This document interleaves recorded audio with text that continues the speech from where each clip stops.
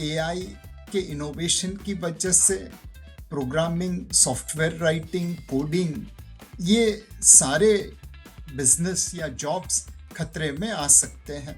High single digit to low double digit, इस प्रकार का मॉडरेटेड रिटर्न आने वाले समय में मिल सकता है। आपको एक संतुलन बना के अपनी बिहेवियर के ऊपर फोकस करना है, मोमेंटम में लालची मत बनना और गिरती हुई मार्केट में भयभीत मत होना। जिन्होंने रिडम्पशन कर दिया डर के मारे, उन्होंने अपने नोशनल लॉस को रियल लॉस में कन्वर्ट कर दिया। सुनिए सबकी, करिए अपनी। इन्वेस्टमेंट एक आर्ट है, कोई साइंस नहीं है। Indian investors are dealing with the reality of two economies. Let me explain. अगर आप ब्रोकरेज ऐप खोलेंगे तो लगेगा India is on fire. 22 crore demat accounts, 30,000 crore से भी ज्यादा monthly SIP flows and domestic investors who have totally sideline the FIIs यानी कि फॉरेन इंस्टीट्यूशनल इन्वेस्टर्स। लेकिन बैंकिंग आप ओपन करिए तो वही नजर आएगा दैट EMIs आर टाइट, महंगाई स्टिकी है, क्रेडिट कार्ड के ऊपर ओवरस्पेंड्स है। तो जहां एक तरफ पोर्टफोलियो ग्रीन तो दूसरी तरफ आपकी पर्सनल बैलेंस शीट थोड़ी सी स्ट्रेच नजर आएगी। और उसके ऊपर एक और लेयर ऐड हो चुकी है ग्लोबल अनसर्टेनिटी की। US ईरान फ्लेयर अप्स हो या टैरिफ्स की unpredictability, oil price volatility, commodities का फोमो, AI डिस्ट्रप्शन और जॉब लॉस फेयर्स सब मिलकर इन्वेस्टर्स का मेंटल बैंडविड्थ स्ट्रेच कर रहे हैं। मतलब सिर्फ पोर्टफोलियो वॉलेटाइल नहीं है, इन्वेस्टर्स का कन्विक्शन और कॉन्फिडेंस भी टेस्ट हो रहा है। इंडियन मार्केट्स की इस इवॉल्विंग कहानी में सेंट्रल कैरेक्टर प्ले कर रहे हैं और सीजन डायरेक्टर भी हैं mister Nilesh Shah, managing director of Kotak Mahindra asset management. Thank you mister Shah for joining us on value for money, जहां आज हम डिकोड करेंगे some of these top investor anxieties that are affecting us. Thank you Yashodhara for having me over here. Sir, अगर investor anxiety map का हम पहला veg देखें तो वो है ग्लोबल अनसर्टेनिटी। ग्लोबल कॉन्टेक्स्ट में दो चीजें साथ साथ चल रही हैं। मोस्ट रीसेंट है ईरान US का जो कॉन्फ्लिक्ट, जिस पर आपका व्यू काफी सिंपल है। अगर फ्लेयर अप शॉर्ट रहा तो इम्पैक्ट लिमिटेड होगा, अगर लंबा चला तो मार्केट्स को रियल स्ट्रेस हो सकता है। और सबसे इंपॉर्टेंट वेरिएबल होगा ऑयल और गैस की प्राइस और सप्लाई। दूसरी चीज है ग्लोबल लिक्विडिटी। पिछले 2 साल में 320 टाइम से भी ज्यादा रेट कट्स हुए हैं और ग्लोबल मनी सप्लाई इज रफली अराउंड $137 ट्रिलियन, यानी सिस्टम में लिक्विडिटी का स्ट्रॉन्ग सपोर्ट रहा है। लेकिन प्रोजेक्शंस ये कह रहा है कि 2026-27 में थोड़ी बहुत ईजिंग एक्सपेक्ट कर सकते हैं। So the Brent is trading at $70 plus and global liquidity इतनी जेनरस अगर ना रहे तो एक इंडियन इक्विटी इन्वेस्टर के लिए फर्स्ट लाइन ऑफ डिफेंस और वो फर्स्ट पेन पॉइंट वो कहाँ देखेगा? Will it be on the rupee, current account, FII flows या वैल्यूएशन? तो सबसे पहला जो दबाव है वह बिहेवियर में या मानसिकता में आएगा। अनडाउटेडली ये सारी मार्केट रुपी, ऑयल, इंटरेस्ट रेट, इक्विडिटी और कमोडिटीज जियोपॉलिटिकल फैक्टर से अफेक्ट होगी। और इस प्रकार की घटनाएं जो हम देख रहे हैं, चाहे अफगानिस्तान पाकिस्तान हो, रशिया यूक्रेन हो, मिडिल ईस्ट में ईरान वर्सेस अमेरिका इजराइल हो, ऐसी घटनाएं घटित होती रहेगी। उनके ऊपर हमारा कोई कंट्रोल नहीं है। अगर ये घटनाएं शॉर्ट टर्म की हुई तो इम्पैक्ट कम रहेगा, लंबी चली तो इम्पैक्ट बड़ा भी हो सकता है। हमारे हाथ में है कि हम इस घटनाओं के ऊपर कैसे रिएक्ट करें। एक चीज तय है कि क्राइसिस के समय में जिन्होंने निवेश किया उन्होंने इवेंचुअली पैसा बनाया। सो आप अपने असेट अलोकेशन के धर्म का पालन करिए। घटनाएं घटित होती रहेगी, मार्केट में उतार चढ़ाव आते रहेंगे। आप लंबी अवधि के लिए निवेश करिए, डाइवर्सिफाइड एंड डिसिप्लिन बेसिस पे निवेश करिए। उस तरह से आपके प्रॉफिट बनाने के पॉसिबिलिटीज काफी बढ़ जाती हैं। तो sir, if I'm understanding correctly, basically we should be buying the fear if it aligns with the asset allocation and controlling the greed as well. of course. Sir, अब आते हैं हमारे दूसरे वेज पे जो है AI। फरवरी में निफ्टी IT इंडेक्स ने 21% का मंथली फॉल देख के इन्वेस्टर्स को जेन्युइनली शॉक में कर दिया है। 2008 के बाद सबसे बड़ा मंथली क्रैश रहा है। Sir, I am a little confused with this on your, because आपकी व्यू पॉइंट्स मेरे को थोड़ा सा कंफ्यूज कर रही है, क्योंकि आप एक तरफ कह रहे हैं कि tsunami of AI is hitting IT service sector and not just the tariffs, ये हमारे लिए सबसे बड़ा वरी है। आपने ये भी वार्न किया है कि इससे हमारे जॉब्स और कंजम्पशंस और अर्बन स्पेंडिंग में भी फर्क पड़ेगा।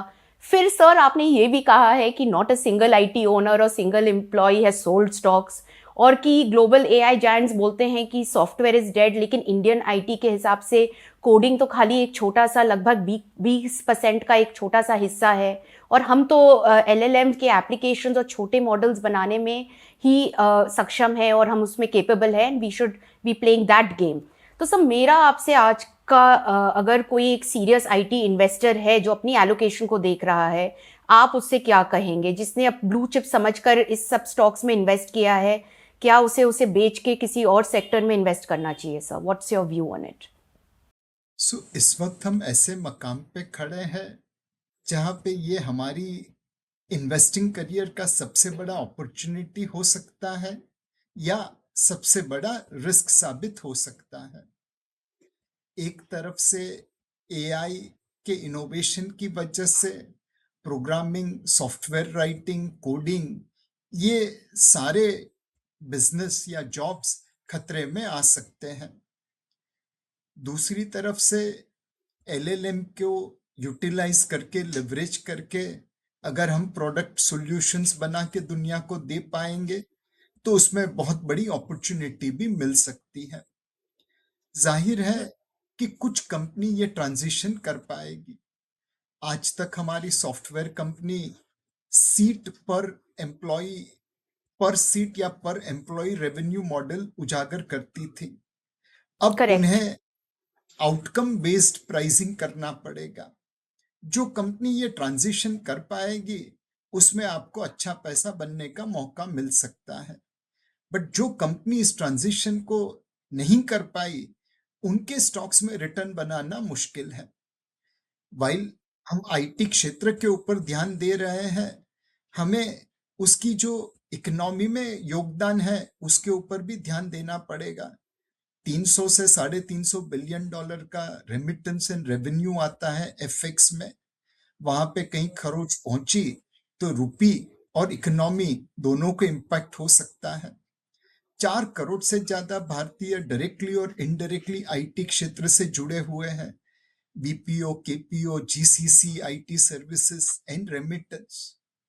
अगर वहां पे कम एम्प्लॉयमेंट होती है तो जाहिर है कि there will be adverse impact on everything from consumption to banking sector to entire economy.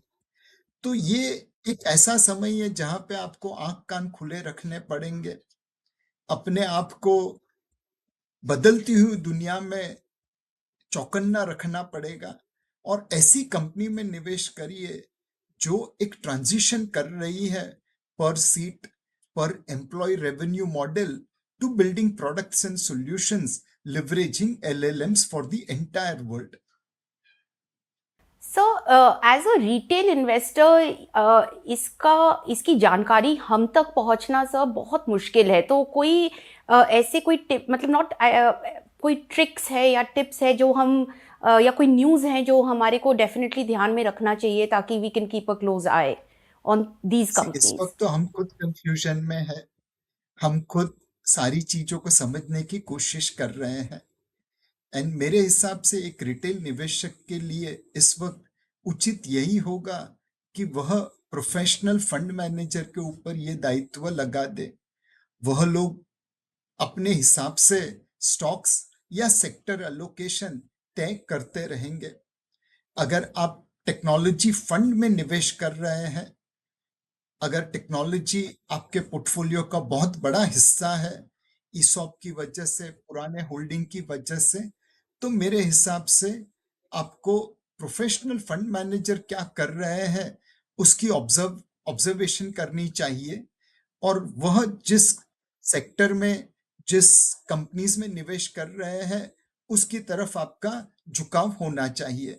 But most importantly एक प्रोफेशनल फंड मैनेजर को दायित्व दीजिए या उन्हें फॉलो करने की कोशिश करिए, rather than trying to interpret on your own. I think that's excellent advice, sir, because I think last 5 years में retail investors अपने आप को एक बहुत सक्षम फंड मैनेजर मानना से समझ चुके हैं. उन्हें लगता है कि वो खुद अपने फंड्स को उम्दा तरीके से मैनेज कर सकते हैं. सर, आते हैं हमारे तीसरे वेज पे, which is valuation versus earnings. Currently India is trading at 21 times forward earnings पर ट्रेड पे कर रहा है सर. और कोटक का खुद का व्यू है कि सर फाइनेंशियल ईयर 27 में earnings will be around 17 to 18% and growth in 28 could be around 15%. Sir, साथ ही साथ आप वार्निंग भी दे रहे हैं कि मल्टीपल्स हो सकता है कंप्रेस हो सके. लेबर कोड का जो वन टाइम इम्पैक्ट हमने लास्ट फ्यू क्वार्टर्स में देखा था, उससे रिपोर्टेड प्रॉफिट को थोड़ा सा नीचा तो दिखाया गया है, बट लेट्स बिलीव कि अंडरलाइनिंग ग्रोथ थोड़ी सी बेटर है. My question to you sir is कि आप जब कहते हैं कि पिछले 5 साल जैसे इजी मनी अब एक्सपेक्ट नहीं करना चाहिए एक इन्वेस्टर को, तो उसका एक सिंपल सवाल है कि इस वैल्यूएशन जोन में वो डर के डाउनसाइड की तरफ ज़्यादा फोकस करे या स्टॉक पिकिंग और टाइम होराइजन के ऊपर उसका फोकस होना चाहिए, उसे क्या करना चाहिए सर? मेरे हिसाब से आपको जैसे ड्राइविंग करते हुए आगे पीछे और साइड में सभी जगह नजर रखनी पड़ती है, वैसे ही निवेश में करना पड़ेगा. जियोपॉलिटिकल टेंशन भी है, स्टॉक स्पेसिफिक न्यूज भी है, अर्निंग्स ग्रोथ एंड वैल्यूएशन, इन दोनों के बीच में बैलेंस बनाना जरूरी है. मोस्ट इंपॉर्टेंटली हमें अपने बिहेवियर को कंट्रोल करना भी जरूरी है. ग्रीड और फियर दोनों के बीच में संतुलन रखना जरूरी है. हमें लगता है कि अर्निंग्स पर शेयर निफ्टी की, मिड कैप कंपनीज की, स्मॉल कैप कंपनीज की आने वाले 2 सालों में FY 27 और 28 में पिछले 2 सालों के मुताबिक अच्छी रहेगी. लिक्विडिटी बढ़ी है, बैंकों के मार्जिन एक्सपांड होंगे, टैरिफ की एडवर्स इम्पैक्ट कम होगी, नए FTA की अपॉर्चुनिटी मिलेगी, सरकार ने भी कई रिफॉर्म्स किए हैं. ये सब मिला के अर्निंग्स ग्रोथ को बढ़ावा दे सकते हैं. मार्केट इस चीज से अवेयर है और इसीलिए 21 टाइम फॉरवर्ड अर्निंग पे ट्रेड कर रही है. कुछ क्षेत्र, कुछ स्टॉक ऑब्वियसली मार्केट को आउट परफॉर्म करेंगे और कुछ अंडर परफॉर्म भी करेंगे, बिकॉज मार्केट का रिटर्न अब वैल्यूएशन से नहीं, सिर्फ अर्निंग्स ग्रोथ से लिंक्ड रहेगा. ज्यादातर रिटर्न अर्निंग्स ग्रोथ से आएगा. रिटर्न की एक्सपेक्टेशन आपको अर्निंग्स ग्रोथ के आसपास रखनी पड़ेगी. High okay. Single digit to low double digit, इस प्रकार का मॉडरेटेड रिटर्न आने वाले समय में मिल सकता है. तो आपको एक संतुलन बना के अपनी बिहेवियर के ऊपर फोकस करना है. मोमेंटम में लालची मत बनना और गिरती हुई मार्केट में भयभीत मत होना. सब बिहेवियर का आपने बहुत अच्छा पॉइंट उठाया, एंड मेरा जो नेक्स्ट वेज है हमारे एंजाइटी मैप में सर, वो उससे बहुत मिलता जुलता है, और वो है एक टिपिकल SIP इन्वेस्टर की साइकोलॉजी आज थोड़ी सी स्प्लिट लगती है सर. ये धुरंधर थे पहले, बहुत कॉन्फिडेंस के साथ इन्होंने मार्केट में एंटर किया, बट अगर हम नंबर्स देखते हैं तो कॉन्फिडेंस हाई है. 2025 में लगभग 3.5 लाख करोड़ SIP इन्फ्लोज हमें देखने को मिला. 30,000 प्लस करोड़ प्लस हमें महीने का रन रेट था, जिसमें अराउंड 18 करोड़ डीमैट अकाउंट्स खोले. लेकिन सर दिसंबर में 2025 में SIP stoppage ratio went up to about 85%, जो बताता है कि थोड़ा सा भी डर आते ही लोग अपना ऑटो डेबिट बंद करने को रेडी हो जाते हैं. सर, आपने खुद ये कह चुके हैं कि पिछले 15 से जो 20% का CAGR हम यूज टू हो चुके थे, या ये रिटेल इन्वेस्टर्स यूज हो चुके थे, वो अगर वो नहीं मिलता है तो उन्हें लगता है कि मैं रिसेशन में हूँ. तो सर, इस बैकड्रॉप में वो कौन से 2 से 3 सिंपल प्रिंसिपल्स आप सजेस्ट करेंगे जिससे वो अपनी इस एंजाइटी को, इस बिहेवियर को बेटर मैनेज कर सकें सर? एक, आप अनुभव से सीख सकते हैं. कोविड के समय में 3 साल का SIP रिटर्न नेगेटिव हो चुका था इक्विटी फंड में. 10 साल का SIP रिटर्न आधे से ज्यादा कम हो गया था, पॉजिटिव था. बट ऊपर के लेवल से आधे से ज्यादा कम हो गया था। उस समय जिन्होंने एसआईपी टॉपअप किया, आज उनका रिटर्न सबसे अच्छा है।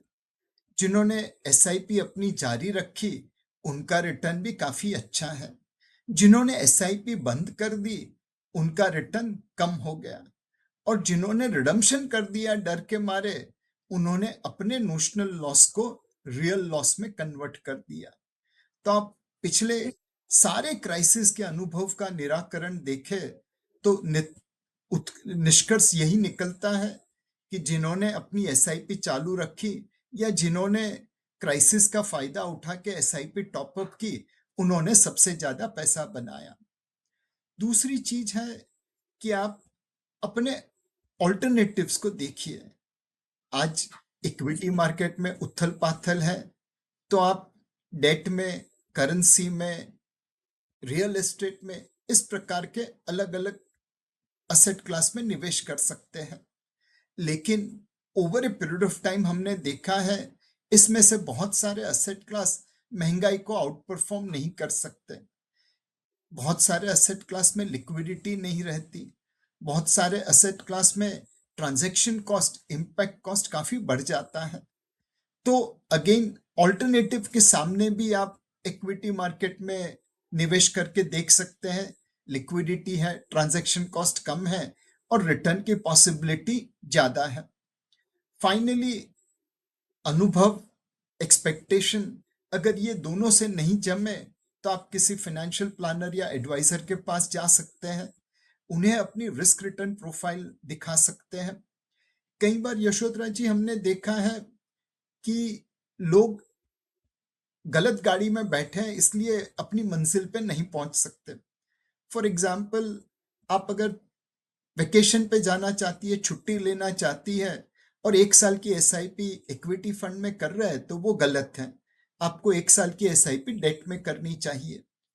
तो आप अपनी रिस्क प्रोफाइल और टेन्योर के हिसाब से एक एडवाइजर के पास से सही गाड़ी चुन सकते हैं, सही फंड चुन सकते हैं।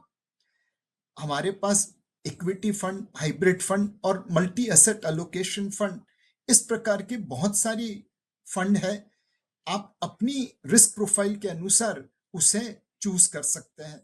तो ये 3 तरीके हैं जिस तरह से आपको इस वॉलेटिलिटी में एक एंकर मिल जाएगा जो इन चॉपी वाटर्स में आपको सही सलामत रखेगा। सर बिल्कुल सही कहा आपने कि आजकल बहुत सारे ऑप्शंस है, हाइब्रिड फंड्स है, बैलेंस्ड फंड्स है। सर उसके बारे में आपसे थोड़ा सा विस्तार पूर्वक मैं बाद में समझूंगी। लेकिन अभी अगले वेज के ऊपर बढ़ते हुए सर, इन्वेस्टर्स आज के दिन ये समझता है कि मैं मार्केट रिस्क तो ले रहा हूँ, बट क्या मेरी बैलेंस शीट अलाउ करती है, because they are considerably over leverage. Sir आपका व्यू रहा है कि स्मॉल कैप्स, आपने अभी भी बताया कि उसमें कई सारे वैल्यूएशंस अभी ओवर स्ट्रेच्ड हैं, तो मिड कैप्स एक वो स्वीट स्पॉट बन जाता है इसी कॉन्टेक्स्ट में कि 2026 के लिए एक अच्छा एरिया है जहां हम उसके ऊपर थोड़ा सा फोकस कर सकते हैं सर। तो सर रिटेल इन्वेस्टर्स को इसको प्रैक्टिकली कैसे इम्प्लीमेंट करें सर वो, क्योंकि एस्पिरेशंस बहुत हाई हो चुकी हैं सर, लेकिन ईएमआईज है, पर्सनल लोन्स हैं सर, क्रेडिट कार्ड ड्यूज हैं जो वो भी बढ़ रहे हैं, कंजम्पशन का एक हिस्सा है जो काफ़ी हद तक सर डेट से फंडेड है आज के दिन। तो आपके हिसाब से अर्बन इन्वेस्टर आज अपनी रियल रिस्क से क्या वो ज़्यादा इक्विटी खरीद रहा है, और सीरियस इन्वेस्टर लिमिट में रह के अपना एलोकेशन कैसे मैनेज करे सर? जब मैंने अपनी कारकिर्दी की शुरुआत की थी तो मेरे पास कोई सहारा नहीं था। मेरे पिताजी मेरे लिए कोई बड़ा बैंक बैलेंस छोड़ के नहीं गए थे। उस समय इकोनॉमी भी आज की तरह तेज गति से ग्रो नहीं हो रही थी, तो हम लोग बहुत कंजर्वेटिव बने।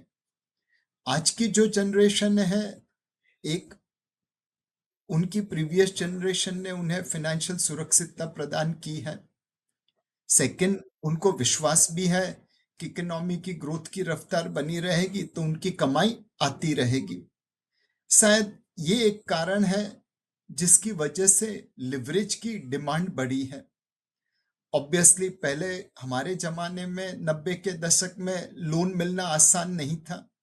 जी जूते घिस जाते थे लोन लेने में। आजकल लोन की बिल्कुल। सुविधा फोन पे अवेलेबल हैं। तो मैं तो सारे श्रोताजनों से यही निवेदन करूंगा कि एक, अगर आप डेट असेट खड़ी करने के लिए ले रहे हैं तो वो उचित है, बट अगर आप डेट कंजम्पशन के लिए ले रहे हैं तो वो शायद उतना उचित नहीं है। नाउ ऑब्वियसली मैं अपनी रिस्क प्रोफाइल के अनुसार कह रहा हूं, बट ये अनुभव का नतीजा है। दूसरी चीज, जब आप निवेश कर रहे हैं तो फोकस ये रखिए कि income minus expenses equal to savings की जगह पे income minus savings equal to expenses रहे। कई बार फिजूल खर्ची हो जाती है, आपको you know late night movie की मतलब या फर्स्ट डे मूवी देखने की कीमत चुकानी पड़ती है, बट वही चीज आप सुबह की मूवी देख ले या एक वीक बाद देख ले तो कम कीमत में मिल सकती है। तो एक सेविंग्स की आदत रेगुलर बना दीजिए, फिजूल खर्ची बंद कर दीजिए, लेवरेज सिर्फ असेट के लिए लीजिए, कंजम्पशन के लिए नहीं, और अपना पोर्टफोलियो सही तरीके से निवेश करिए। हमारे भारतीय में सेविंग्स तो खून में है, डीएनए में है, लेकिन निवेश के मामले में हम थोड़ा पीछे हो जाते हैं। आज भी 40 लाख करोड़ रुपया करेंसी नोट में पड़ा है। करेंसी नोट में रिटर्न हमेशा नेगेटिव रहता है महंगाई की वजह से। अब 10% गैप पकड़ ले तो साल का 4 लाख करोड़ रुपए का नुकसान हम वैसे ही करते हैं। सिमिलरली पॉन्सी स्कीम में लोग पैसा लगाते हैं, वहां पे भी नुकसान होता है। लॉटरी खरीदते हैं ख्वाब के भरोसे, वहां पे भी नुकसान होता है। तो अगर आप सही तरीके से निवेश करिए, सेविंग्स की आदत डाल दे और लिवरेज सिर्फ असेट के लिए लीजिए, तो ओवरऑल आपकी गाड़ी ठीक चलेगी। नहीं, आई think that's very very valuable input, क्योंकि सेविंग माइंडसेट होना एक चीज़ है, लेकिन उस पैसे को एक एडिक्वेट तरीके से with the right behaviour mindset and the right people guiding you उसे इन्वेस्ट करना भी ज़रूरी है। सर, किसी ने बहुत अच्छा कहा था कि जितना ज़रूरी एंट्री है उससे ज़्यादा शायद ज़रूरी एग्जिट भी है सर, तो वो बिहेवियर को कंट्रोल करना इज़ इम्पॉर्टेंट। सर, आपने इसके बारे में पहले मल्टी एसेट के बारे में बताया था sir. I am just linking it to something you have said कि अगर इक्विटी 20x पे ऑलरेडी रिटर्न्स मतलब अगर मॉडरेट होंगे तो फिर बाकी पैसा जो इतना लिक्विडिटी अब आ रहा है sir, because gambling apps have been closed, आम आदमी के पास many other reasons also are there. आपने एफटीए के बारे में बात की, कैश इन हैंड बढ़ जाएगा सर, तो नेक्स्ट 5 साल रिटर्न्स मोर नॉर्मल हो सकते हैं, तो बाकी पैसा उस इन्वेस्टर को कहाँ लगाना चाहिए sir? Now this is also including things like रीट्स, आपने रियल एस्टेट के बारे में बात किया सर। आजकल you are from the time and era sir जब, and even me when finfluencers नहीं थे सर, हमने पेपर के ऊपर रिसर्च रिपोर्ट लिखा है, काम किया है उसके ऊपर सर। आजकल हर कोई एडवाइस देने के लिए तैयार है सर, एंड उसमें मल्टी एसेट करना एक इन्वेस्टर के लिए what does that mean? Is it debt, चाहे डेट हो, अब सडनली गोल्ड और सिल्वर, अब लोगों को लग रहा है कि मैंने तो मुझे फोमो हो रहा है, मैंने इन्वेस्ट नहीं किया। सो आपने रियल एस्टेट के बारे में बताया, तो what should be the strategy for multi assets? Also unlisted stocks sir, there are lot of investors who have invested in NSC waiting की वो लिस्ट होगा सर। So talk us through all of these sir. So एक, आपके माँ बाप को छोड़ के और किसी को आपके वेलफेयर में, वेलबींग में इंटरेस्ट नहीं है। सेकंड, सुनिए सबकी, करिए अपनी। जो समझ में आए वही करने का, जो समझ में नहीं आया उसे छोड़ देना। कई बार अपॉर्चुनिटी मिस होगी जरूर, लेकिन बहुत सारा नुकसान होने से भी बच जाएंगे। इन्वेस्टमेंट एक आर्ट है, कोई साइंस नहीं है, और इसीलिए आपको पहले तो अपना रिस्क प्रोफाइल समझना पड़ेगा। कई लोग ऐसे थे जो अपने आप को एग्रेसिव इन्वेस्टर मानते थे, कोविड के समय में वॉलेटिलिटी से डर गए और अपना जो रिस्क पोजीशन था वो बेच दिया, सारा नोशनल लॉस रियल लॉस बन गया। तो मैं तो यही कहूंगा, जिन्होंने कोविड के समय में इक्विटी में अलोकेशन बढ़ाया वो एग्रेसिव इन्वेस्टर है, जिन्होंने कुछ नहीं किया और पोजीशन बनाए रखी वो एवरेज इन्वेस्टर है। जिन्होंने अपनी पोजीशन कम कर दी, अलोकेशन कम कर दिया, वो कंजर्वेटिव इन्वेस्टर है। इस लिटमस टेस्ट पे आप अपने आप को पहचानिए। आईना कभी झूठ नहीं बोलता। फिर एक आपको सलाहकार की जरूरत है। मुफ्त में मिलती हुई टिप्स, सोशल मीडिया पे आते हुए एडवाइस कितना सही है कितना गलत है कौन जानेगा, बट एक अच्छा सलाहकार जो आपके साथ है, जैसे फैमिली डॉक्टर आपके हेल्थ का ध्यान रखता है, वैसे ही फैमिली एडवाइजर आपकी वेल्थ का ध्यान रखेगा। हर किसी को रातों रात अमीर होना है, बट वो ऐसे नहीं होता। वॉरेन बफे जैसे महारथी निवेशक ने भी 90% से अपनी ज्यादा वेल्थ 50 साल की बाद की उम्र में बनाई। तो आपको अच्छी अवधि के लिए निवेश करना पड़ेगा। एक अच्छे सलाहकार की प्रोफाइल के अनुसार, रिकमेंडेशन के अनुसार निवेश करना चाहिए। Sir, I'm going to ask you the last question, sir, on what you have just said. एक आप, क्योंकि आपने बार बार इस पूरे इंटरव्यू में सर बार बार आपने इसके बारे में कहा है, एक अच्छा सलाहकार। सर, एक अच्छे सलाहकार को पहचानने की वो 3 कौन सी क्वालिटीज है जो एक आम इन्वेस्टर को देखनी चाहिए सर? एक है कि आप अनुभव से सीख ले, किसी के ऊपर भरोसा एक साथ नहीं करते, टेस्ट कर लीजिए, फिर जैसे जैसे विश्वास बढ़े वैसे वैसे आप उसे अलोकेशन ज्यादा कर सकते हैं। दूसरा, रेफरेंस लीजिए। अगर कोई क्लाइंट उनसे खुश है और वह आपको रिकमेंड करता है अपने अनुभव पे, तो हम उसके अनुभव के ऊपर निवेश कर सकते हैं। और फाइनली, हर आदमी में अच्छे बुरे की परख करने की समझ होती है। सामने वाला ट्रांजैक्शन बेच रहा है या रिलेशनशिप बनाने आया है और सॉल्यूशन ऑफर कर रहा है, आपको गुमराह करने की कोशिश कर रहा है या आपको मौका दे रहा है समझ देने का, आपको समय दे रहा है सही डिसीजन लेने का। अपनी गट फील के ऊपर भी अगर आप डिसीजन लेंगे तो गलत नहीं होंगे। अल्टीमेटली सलाहकार आपके फैमिली डॉक्टर की तरह है। आपको कोई स्टेरॉइड्स देके इमीडिएटली ठीक नहीं करेगा, बट अच्छी डाइट, अच्छी फिटनेस और अच्छी मेडिसिन ये कंबाइन करके आपकी हेल्थ ठीक करता है। वैसे ही फैमिली वेल्थ वाला होगा, सॉल्यूशंस ऑफर करेगा, शॉर्टकट नहीं, लॉन्ग टर्म प्लानिंग करेगा और आपको सही संतुलन में रखने में, भय और लालच के बीच में संतुलित रहने में मदद करेगा। No, I think that's a very very good. मतलब आपने जो 2 या 3 चीज़ें बोली वो थोड़ा सा सर, इट्स करेक्ट, पहचानने में थोड़ी सी मुश्किल होती है, स्पेशली क्योंकि कई सारे सलाहकार बैंक्स के थ्रू आते हैं सर, आपको भी पता है, मुझे भी पता है। बट आई थिंक जो आपने कहा कि जो आपको ज़्यादा रोजी पिक्चर दिखाए और बताए कि आप ओवरनाइट सक्सेसफुल होंगे, I think those are very important red flags जो आपने अभी बताया।